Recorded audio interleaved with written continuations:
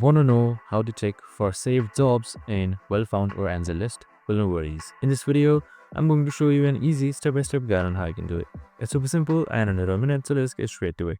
Now, first things first, what you need to do is you need to just open up your well-found website. So you can just simply head towards wellfound.com and you should be under this website right here. So make sure you are logged in as well. So we have also created a video on how to log in, so make sure to watch it. So once you have done that, on the leftmost side you should be seeing various interfaces that you can choose from.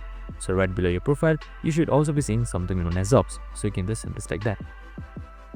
So now once I select the jobs, here you should be seeing various options that you can choose from, where you can search for jobs and with location as well. So you can just simply select saved right beside browse, just like that.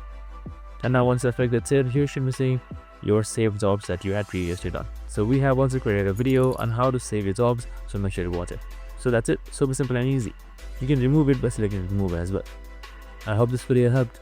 If it did, make sure to like, subscribe and tune in with us for more of these videos. See you in the next one.